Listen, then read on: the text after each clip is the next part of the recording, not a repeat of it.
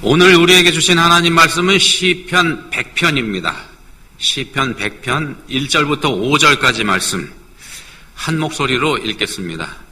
온 땅이여 여호와께 즐거운 찬송을 부를지어다. 기쁨으로 여호와를 섬기며 노래하면서 그의 앞에 나아갈지어다. 여호와가 우리 하나님이신 줄 너희는 알지어다. 그는 우리를 지으신 이요 우리는 그의 것이니 그의 백성이요 그의 기르시는 양이로다.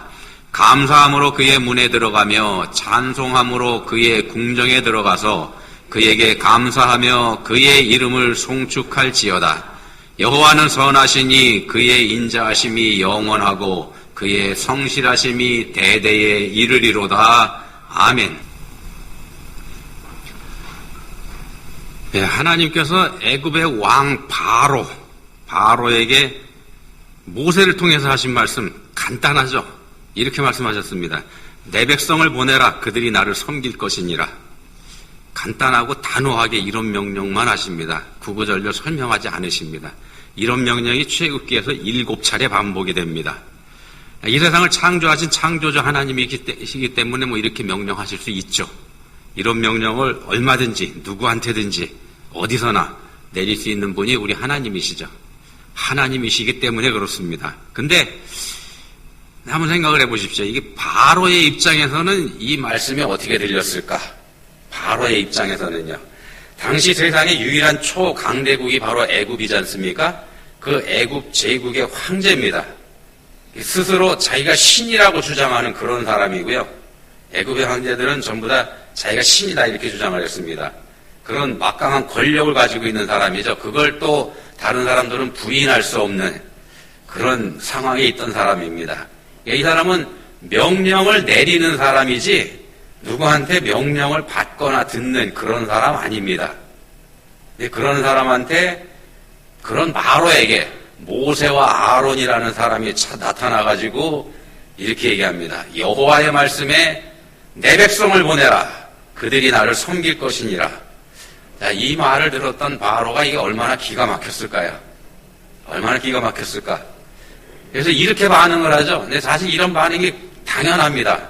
이렇게 반응합니다. 여호와가 누구이기에 내가 그의 목소리를 듣고 이스라엘을 보내겠느냐? 나는 여호와를 알지 못하니 이스라엘을 보내지 아니하리라. 우리가 만약에 이때 이 바로였다고 할지라도요, 우리도 아마 똑같이 이런 말 했을 것 같습니다. 성경을 통해서 우리가 이 바로하고 하나님께서 이제 충돌하는 10가지 재앙 이야기, 이거 읽을 때 우리가 느끼는 그런 감정, 안타까움, 이런 거 있지 않습니까? 이게 뭐냐 하면은, 바로 이 바로라는 사람의 미련함, 이런 거에 우리가 좀 안타까움을 느끼게 됩니다. 10가지 재앙 이야기를 읽을 때. 그 정도 당하면은, 어지간하면 정신 차릴 것 같은데, 이 바로라는 사람 전혀 그렇게 못하지 않습니까? 오죽하면 신하들이 이렇게 얘기합니다. 옆에서. 보다 못해서. 그 사람들을 보내어 그들의 하나님 여호와를 섬기게 하소서. 왕은 아직도 애굽이 망한 줄을 알지 못하시나이까. 옆에서 지켜보던 신하들이 하도 딱해서 이렇게 설득도 합니다만, 그렇지만 바로는 요지부동이죠. 꿈쩍도 안 합니다. 심지어는 애굽의 온 집안의 장자들이 한날 다 죽는 그런 믿지 못할 그런 재앙을 당한 상태에서도, 그런 상태에서도 군대를 동원합니다. 그랬다가 그 군대마저 홍해바다에 한꺼번에 몰살당하는 그런 끔찍한 일을 겪고 말죠. 엄청난 실책을 범하게 합니다. 자, 이때의 바로, 그야말로 미련함과 무지의 극치를 우리한테 보여주고 있습니다. 왜 이런 일이 벌어졌나? 받아들이지 못한 겁니다. 현실을 인정하지 않은 거, 여기에 문제가 있습니다. 자기 자신의 한계를 인정하고 그리고 받아들이는 거, 이게 복이 된다는 말씀을 지금 드리는 겁니다. 자신의 한계를 인정하고 현실을 인정하는 거, 이게 복이 되기도 합니다. 그리고 그게 신앙적인 겸손입니다. 오늘 본문 말씀은 시편 100편입니다. 이 100편에는 감사의 시라는 표제가 붙어 있습니다. 감사의 시라는 표제가 붙은 유일한 시편입니다. 150편의 시편 중에서 여기에만 그때 붙어 있습니다. 이런 표제가 붙은 유일한 시편인데 1절에서 이렇게 말씀을 합니다. 온 땅이여 여호와께 즐거운 찬송을 부를지어다. 즐겁게 하나님을 찬송하라 이렇게 얘기하는데 찬송해야 될 대상이 그게 누가 찬송을 해야 되는가? 온 땅입니다. 온 땅. 이 세상에 존재하는 모든 게 하나님을 찬송해야 된다 이 말씀을 합니다. 3절에서는 여호와가 우리 하나님이시기 때문에 그렇다는 설명을 붙입니다. 그는 우리를 지으신 이요 우리는 그의 것이니 그의 백성이요 그의 기르시는 양이기 때문에 우리 모두가 그 하나님 찬송해야 된다. 감사함으로 하나님을 송축해야 한다. 이렇게 말씀을 합니다. 따질 거 없습니다. 따져서도 안 되고. 그렇지만 불행하게도 사람들은 따지죠. 왜 그래야 하냐? 하나님이 누구냐? 이렇게 따집니다. 그리고 어떻게 믿을 수 있냐? 이렇게 따지고. 그런데 따지지 않고 감사하는 사람, 오늘 말씀 제목입니다. 따지지 않고 감사하는 사람이 지혜로운 사람입니다. 그게 복 있는 사람이고, 지난주에 이어서 오늘도 감사에 대해서 생각해 보려고 합니다. 안도현이라는 시인이 있는데요.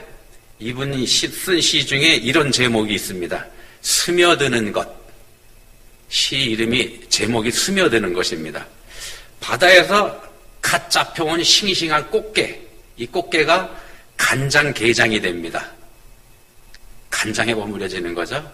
그 과정을 이 시인이 관찰하면서 쓴 시인데, 시인은 아직 살아있는 상태에서 바닷물보다 더 짜고 바닷물보다 더 어두운 그런 간장에 절여지는 게, 그 게의 입장이 돼서 시를 씁니다. 아직 살아있는 상태입니다. 시가 이렇게 됩니다. 한번 들어보십시오. 꽃게가 간장 속에 반쯤 몸을 담그고 엎드려 있다. 등판에 간장이 울컥울컥 쏟아질 때 꽃게는 뱃속에 알을 껴안으려고 꿈틀거리다가 더 낮게, 더 바닥 쪽으로 웅크렸으리라. 버둥거리다가 어찌할 수 없어서 살 속으로 스며드는 것을 한때의 어스름을 꽃게는 천천히 받아들였으리라. 상황이 이해가 가시나요? 아직 살아있는 상태입니다. 개가 암캐입니다. 아직 세상에 생명으로 태어나지도 못한 알을 품고 있는 그런 개입니다. 이게 처절한 어미개가 처절한 모성 본능에서 알을 보호하려는 거 움찔거리는 그게 시인의 마음에 들어가서 태어난 시입니다. 어떻게 됐을까요, 이 시가? 꽃게로서는 여기서 빠져나갈 도리가 전혀 없지 않습니까? 도망갈 대책이 없습니다. 자, 그러면 이 꽃게가 어떻게 해야 되는가? 받아들여야 되는 겁니다. 그게 답입니다. 슬프죠? 근데, 그래서 시가 이렇게 마무리됩니다. 한번 들어보십시오. 꽃게는 천천히 받아들였으리라. 껍질이 먹먹해지기 전에 가만히 알들에게 말했으리라. 알들에게 말합니다. 뭐라고 하나 들어보세요. 저녁이야. 불 끄고 잘 시간이야. 어떤 평론가는요, 이 시를 읽으면 읽을수록 저 깊은 곳에서 울컥 눈물이 나올 것 같다. 이렇게 평론을 하면서 가족 간의 사랑과 따뜻한 소통을 묵상하게 하는 시다. 이런 평론을 했습니다. 이게 받아들일 수밖에 없는 현실이라면, 그런 현실이라면 어미가 할 일은 뭐냐 하면은요, 어미개가 할 일, 아직 태어나지도 않은 알 상태에 있는 새끼들이 현실을 받아들여서 평안하게 잠들 수 있게 인도해 주는 것, 그것뿐이라는 겁니다. 이 세상을 살아가는 피조물에게는 차이는 있을지언정 분명한 한계가 있다는 거, 이거 어쩔 수 없는 현실이지 않습니까? 어쩔 수 없습니다. 그 한계를 받아들이는 게 지혜일 것입니다. 반대로 그 한계를 거부하는 게 미련한 거고요. 그리고 그런 거부는 우리가 얘기하는 탐심 쪽으로 연결이 되게 돼 있습니다. 미련함이 탐심으로 연결됩니다. 탐심은 자기 중심으로, 자기를 위하는 거기 때문에 그렇습니다. 이래서 로마서 13장 14절에서 이렇게 경고하죠. 정욕을 위하여 육신의 일을 도모하지 말라. 야고보 4장에서는 이렇게 말씀하지 않습니까? 너희가 얻지 못하면 구하지 아니하기 때문이요 구하여도 받지 못하면 정욕으로 쓰려고 잘못 구하기 때문이라. 이 육신의 욕구를 위하는 일, 그러니까 자기 욕구를 채우는 일, 이게 곧 탐욕이고 탐심이지 않습니까? 근데 탐욕이라는 걸 풀어보면은요, 그게 뭐냐 하면 하나님이 주신 것 이상을 바라는 것, 하나님이 주신 것 이상을 바라는 것, 이게 탐욕입니다.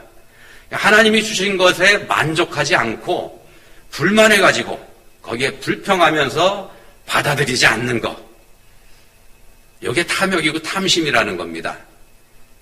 자기가 정한 것, 자기가 원하는 것, 여기에다가 마음을 맞추는 것, 이게 탐욕입니다. 이게 탐심은 우상숭배다 이렇게 말씀하지 않습니까? 그런 우상에 빠질 때 무감각해지고 무식해집니다. 하나님의 뜻에 대해서. 하나님의 때에 대해서 무식해집니다. 무감각해지고. 하나님이 원하시는 것, 나를 통해서 이루시고자 하시는 것, 그거 전혀 알지 못하게 되기 때문에 이런 말씀을 드립니다. 그래서 탐심의 반대가 감사가 됩니다. 주신 걸 인정하고 받아들일 때, 그럴 때 감사할 수 있게 됩니다. 바울은 빌립보에서요, 옥에 갇히지 않습니까? 어떻게 갇히나? 죽도록 얻어맞고서 옥에 갇힙니다. 그리고 죽도록 얻어맞고서 옥에 갇힌 상태에서 찬송을 부릅니다. 이 사람이.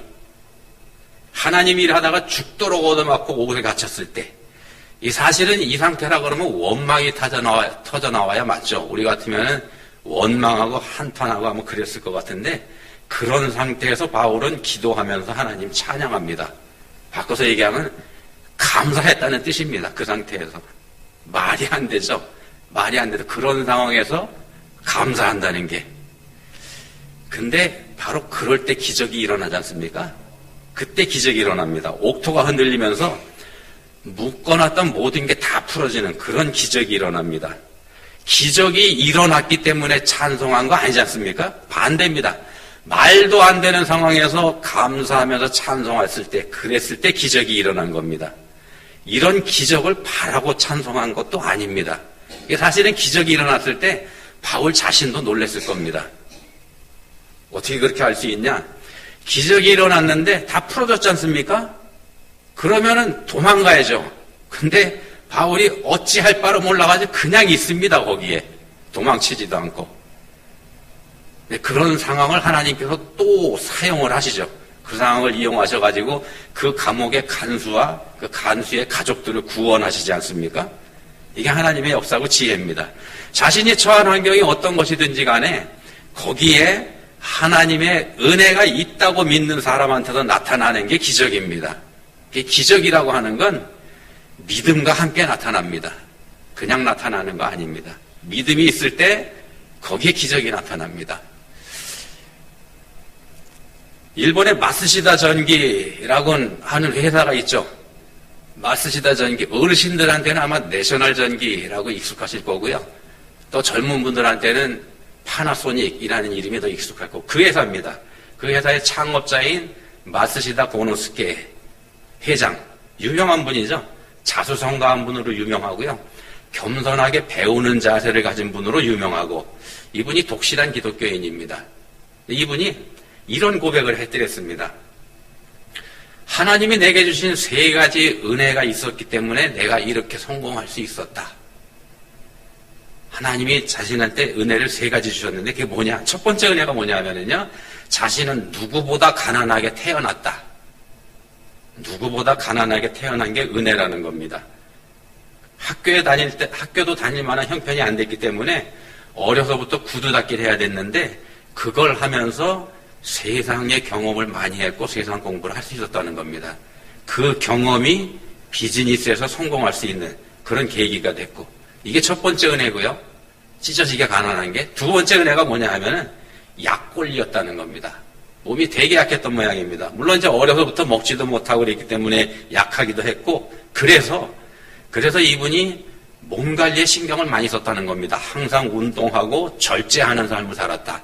그러다 보니까 그게 오랫동안 습관이 되니까 나이 들어서도 건강을 유지할 수 있게 됐다. 비결이 됐다. 약골로 태어난 게 하나님의 은혜라는 겁니다. 마지막 3번째, 이분이 은혜로 뽑은 게 뭐냐 하면은 배우지 못한 거, 초등학교도 졸업하지 못한 분입니다. 그게 하나님의 은혜라는 겁니다. 왜냐하면 초등학교도 제대로 다니지 못하니까 이분은 생각을 합니다. 이 세상에 있는 모든 사람은 다 나보다 똑똑하다. 다 나한테 선생님이다. 그러니까 모든 사람한테 내가 배울 게 다 있다. 이런 자세를 가지고 살았습니다. 이분이 부하 직원들한테도 배우는 자세를 가지고 살았다는 거 유명한 사실입니다. 직원들 앞에서도 교만 떨지 않고 누구한테도 배우려고.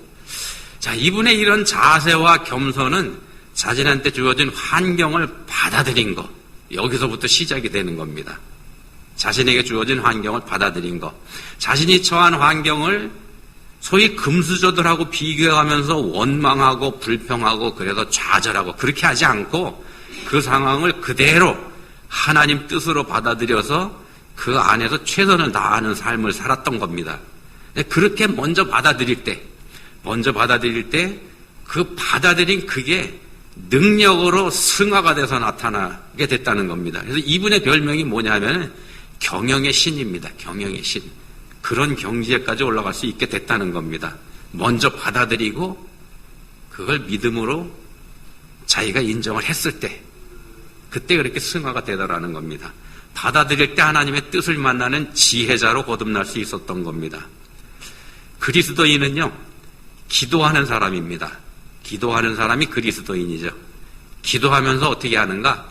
하나님 뜻에 굴복하는 사람입니다.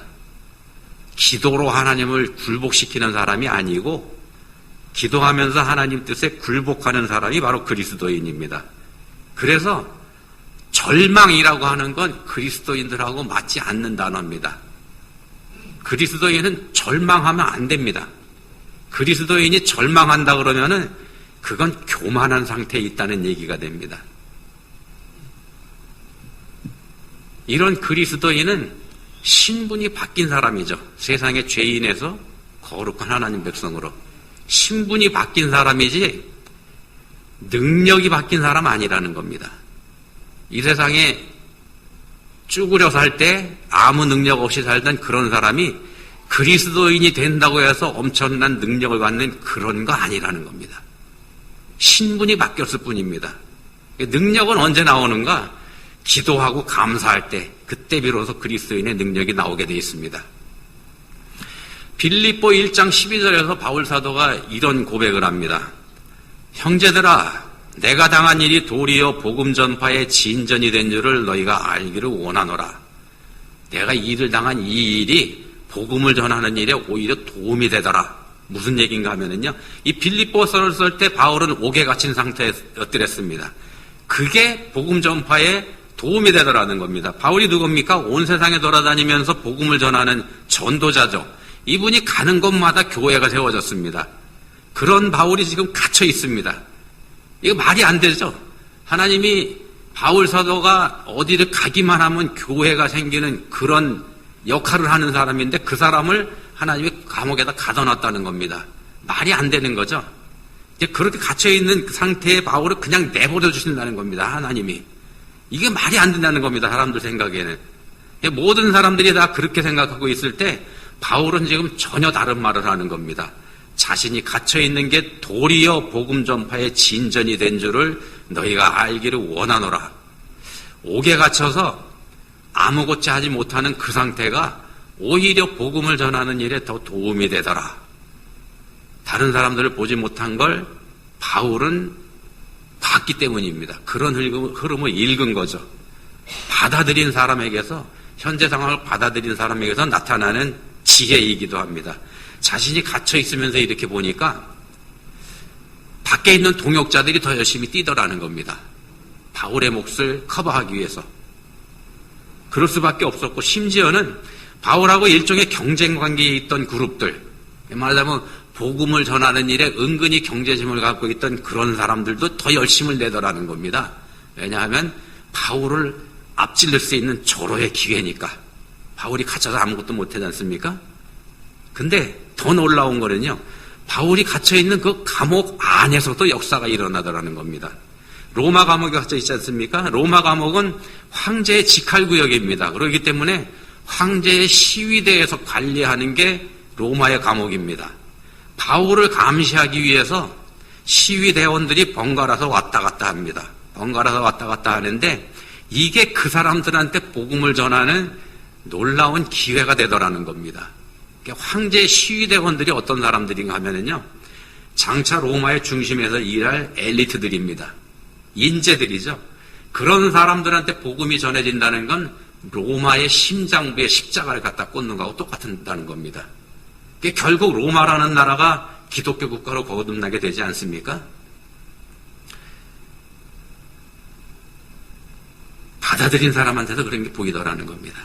또 바울은요, 또 로마서 9장 이하에서 그런 걱정을 하죠. 자신의 동족인 유대인들이 복음을 받아들이지 않는 것, 이거에 대한 안타까움을 거기서 고백하고 있는데, 그런 중에도 바울이 또 깨달아 안 게 뭐냐 하면은요, 이스라엘이 그렇게 예수님을 영접하지 않는 그 상황을 하나님께서는 그것도 들어쓰시더라는 겁니다. 그런 놀라운 경륜과 지혜를 갖고 계신 분이 우리 하나님이시더라는 겁니다. 왜 그러냐면은 한번 생각해 보십시오. 만약에 예수님 당시에 유대인들이 예수님을 자기들이 기다리고 있던 메시아라고 받아들였더라면 어떤 일이 벌어졌을까? 그러니까요, 대제사장들, 바리새인들, 서기관들, 권력자들이 예수님을 십자가에 못 박아 죽였지 않습니까? 이 사람들이 자기들의 그 죄를 회개하고 이분이 진짜 하나님이 보내신 메시아로구나 이걸 인정하고 영접을 했더라면 무슨 일이 벌어졌을까? 그랬다 그러면은 유대 나라가 기독교 국가로 바뀌었겠죠. 유대교에서 기독교 국가로. 그랬다 그러면은요, 복음은 거기서 스톱입니다. 예루살렘과 유대 안에서 이 십자가 복음은 머물고 말았을 겁니다. 더 이상 바깥으로 나갈 일이 없었을 거라는 겁니다. 이스라엘 바깥으로. 이 사람들이 거부하고 교회를 핍박했기 때문에 교회에 속해 있던 사람들이 쫓겨나가지 않습니까? 바깥으로 쫓겨나가면서 가는 곳마다 복음을 전하게 되죠. 그러면서 온 세상으로 십자가 복음이, 예수 그리스도 구원의 복음이 퍼져나가더라는 겁니다. 사도행전에서 그걸 분명하게 보여주지 않습니까? 바울이 그것까지도 읽어냅니다. 이게 바로 하나님의 지혜입니다. 우리 인간들의 생각으로는 그래서는 안 되는 거죠. 유대인들이 예수님을 십자가에 못 박아 죽이면 안 되죠. 그리고 또 그 사람들이 교회를 핍박하면 안 되는 거죠. 하나님 백성들이니까. 우리 인간들의 생각입니다만 바로 그런 곳에서 능력이 나타나고 그곳에서 더 큰 일이 이루어져 가더라는 겁니다. 우리가 하나님 믿는다는 건 그런 하나님의 역사를 믿음의 눈으로 바라보면서 때를 기다리는 것, 그게 하나님 믿는 거이기도 합니다. 눈 깜빡이기 시인이라는 별명을 가진 사람이 있습니다. 눈 깜빡이 시인. 일본 사람인데요. 이번에도 일본 사람입니다. 미즈노 겐조라고 하는 사람입니다. 11살에 뇌성마비가 걸립니다. 뇌성마비가 오는데 어느 정도까지인가 하면은 아무것도 움직일 수 있는 데가 없고 다만 눈만 깜빡깜빡할 수 있습니다. 입도 안 움직이니까 말도 못하죠. 11살부터 그렇게 됩니다. 어머니의 도움으로 성경책을 읽게 되는데 눈은 이제 되니까 읽기는 하죠. 근데 넘겨야 되죠. 다 읽으면은. 어머니하고만 소통이 됩니다. 소통하는 방법이 눈 깜빡이는 것밖에 없습니다. 다 읽으면 어머니한테 신호를 하면 어머니가 넘겨주고 이렇게 성경책을 보게 되는데, 하루는 성경책을 보다가 어머니가 일이 있어서 외출했습니다. 하루 종일 성경책이 안 넘어가죠. 한 군데 말씀만 하루 종일 본 적이 있었답니다. 그 말씀이 어디냐? 고린도전서 12장 9절. 내 은혜가 내게 족하도다. 하나님이 자기한테 그렇게 말씀하시더라는 겁니다. 내 은혜가 내게 족하도다. 말이 됩니까? 근데 이분이 그걸 그대로 받아들입니다. 받아들이고 시인이 됩니다. 시를 어떻게 쓰는가? 어머니가 벽에다가 일본어 그 알파벳 가다카나, 히라카나 이거를 50글자를 적어놓고 하나씩 짚어가면은 이 겐조가 그걸 보고서 눈을 깜빡거리면은 그거 딱 짚어서 그 글자를 어머니가 받아 적습니다. 한 글자 한 글자 이렇게 합니다. 그렇게 해서 시인을 쓰는데, 이분이 쓴 시 중에 이런 시가 있습니다. 힘들지 않았다면. 제목이 힘들지 않았다면입니다. 시가 이렇게 되어 있습니다. 한번 들어보십시오. 만약 내가 힘들지 않았다면 하나님의 사랑을 몰랐을 테지. 만약 많은 형제자매가 힘들지 않았다면 하나님의 사랑을 전하지 못했겠지. 만약 주 대신 예수님이 고난받지 않으셨다면 하나님의 사랑을 나타낼 수 없으셨겠지. 우리가 하나님을 안들 얼마나 알 수 있겠습니까? 피조물인 우리가 창조주 하나님을 얼마나 알 수 있을까요? 예가 되진 않겠습니까? 예를 들어보면은 손주가 할아버지 할머니가 자기를 얼마나 사랑하는지 얼마나 이해할까요? 부모나 조부모가 자신을 위해서 생명까지 내줄 수 있다. 부모님들 되지 않습니까? 할아버지 할머니도 내 손자 위해서라면 내가 희생할 수 있죠. 그게 사랑인데 그런 사랑을 어린 손주가 얼마나 이해할까? 알기나 할까요? 자, 근데 그 아이가 그거 모른다고 할지라도 그 사랑은 존재하는 사랑입니다. 틀림없이 그 사랑이 있습니다. 다만 그 아이가 모르고 있을 뿐이죠. 우리를 향한 하나님의 사랑이 그와 같다는 말씀을 지금 드립니다. 우리가 알지 못하는 게 문제일 뿐이지 하나님의 사랑, 우리를 향한 하나님의 사랑은 24/7 우리한테 쏟아 부어지고 있습니다. 한시도 쉬지 않고. 우리가 마음을 열고 받아들일 때, 지금도 그렇다는 거, 이 시간도 그렇다는 거 열고 받아들일 때, 그러니까 감사하는 사람이 될 때, 그때 그 사랑을 우리가 조금 더 알 수 있게 됩니다. 여러분은 그래서 방법이 그겁니다. 무조건 감사하고 무조건 찬양해 보시기 바랍니다. 기도하시겠습니다. 하나님 아버지, 참으로 행복한 사람은 감사하는 사람이요, 감사는 신앙 인격에서 나온다 하는 거 저희가 알고 있습니다. 근데도 저희는 더 많은 거 원하는 탐욕, 그거 버리지 못하고 있습니다. 높이 올라가면 그 다음 내리막이라는 거 이젠 저희가 마음으로 믿음으로 인정하게 해주시고, 우리 주님께서 저희에게 허락하신 게 가장 복된 것이라는 거, 그것도 저희가 믿음으로 받아들일 수 있게 해주시기 원합니다. 받아들여서 감사하면서 살 수 있게 해주시기 원합니다. 저희에게 은혜 주시기 원합니다. 예수님 이름으로 기도합니다. 아멘.